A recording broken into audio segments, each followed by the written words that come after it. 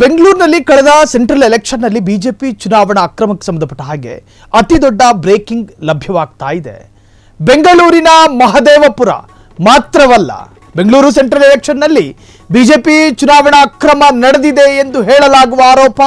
ಬೆಂಗಳೂರಿನ ಮಹದೇವಪುರ ಮಾತ್ರವಲ್ಲ, ರಾಜಾಜಿನಗರದಲ್ಲೂ ಕೂಡ ಮತಗಳವು, ಮತಕಳ್ಳತನ, ಮತಲೂಟಿ.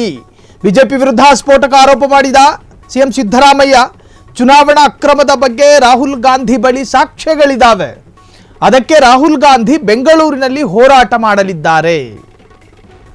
ಮುಖ್ಯಮಂತ್ರಿ ಸಿದ್ದರಾಮಯ್ಯ ಸ್ಫೋಟಕ ಹೇಳಿಕೆ ಕೊಟ್ಟಿರುವಂತಹದ್ದಿದು. ಬೆಂಗಳೂರು ಸೆಂಟ್ರಲ್ ಎಲೆಕ್ಷನ್ ನಲ್ಲಿ ಬಿಜೆಪಿ ಚುನಾವಣಾ ಅಕ್ರಮ, ಆ ಅಕ್ರಮಕ್ಕೆ ಸಂಬಂಧಪಟ್ಟ ಹಾಗೆ ರಾಜ್ಯದ ರಾಜಧಾನಿ ಬೆಂಗಳೂರು ಗ್ರಾಮಾಂತರದಲ್ಲಿ ಅಕ್ರಮ ಪ್ರಾರಂಭ ಆಗಿದ್ದೆ ಅಲ್ಲಿ ಅನ್ನುವಂತಹ ಆರೋಪ ಇತ್ತು. ಸೊ ಅಲ್ಲಿ ಬಿಜೆಪಿಯ ಕ್ಯಾಂಡಿಡೇಟ್ CN ಮಂಜುನಾಥ್ ಅವರು ನಿಂತ್ಕೊಂಡಿದ್ರು.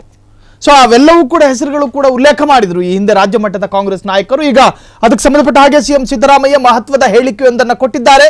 ಸಾಕ್ಷಿ ಇರೋದ್ರಿಂದಾಗಿನೇ ರಾಹುಲ್ ಗಾಂಧಿ ಬೆಂಗಳೂರಿನಲ್ಲಿ ಬಂದು ಈ ಒಂದು ಕಾರ್ಯಕ್ರಮಕ್ಕೆ ಚಾಲನೆಯನ್ನ ಕೊಡಲಿದ್ದಾರೆ ಎನ್ನುವಂತ ಹೇಳಿಕೆ ನೋಡ್ಕೊಂಡು ಬರೋಣ.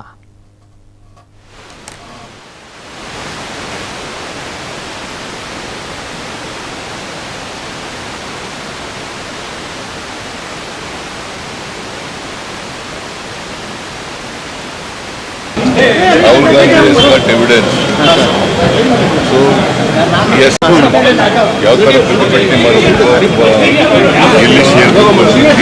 ಸರ್, ರಾಹುಲ್ ಗಾಂಧಿ ಅಲಿಗೇಷನ್ಗೆ ಸಂಬಂಧಪಟ್ಟಂತೆ ಸರ್ಕಾರದಲ್ಲಿ ಏನಾದರೂ ಮಾಹಿತಿ ಇದೆಯಾ ಸರ್, ಡಾಕ್ಯುಮೆಂಟ್ಸ್? ರಾಹುಲ್ ಗಾಂಧಿ ಅವರು ಅಲಿಗೇಷನ್ಗೆ ಸಂಬಂಧಪಟ್ಟಂತೆ Rahul Gandhi has got evidence. Rahul Gandhi has got evidence. So, yes, he is coming here to protest and to meet the election commissioner. Mahadevapura ಮತ್ತೆ ಇದರಲ್ಲಿ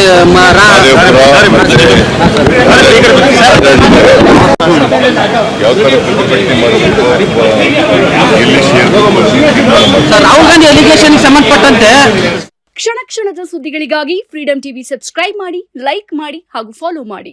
ಹೊಸ ಸುದ್ದಿಗಳ ನೋಟಿಫಿಕೇಶನ್ಗಾಗಿ ಬೆಲ್ ಐಕಾನ್ ಮೇಲೆ ಕ್ಲಿಕ್ ಮಾಡಿ.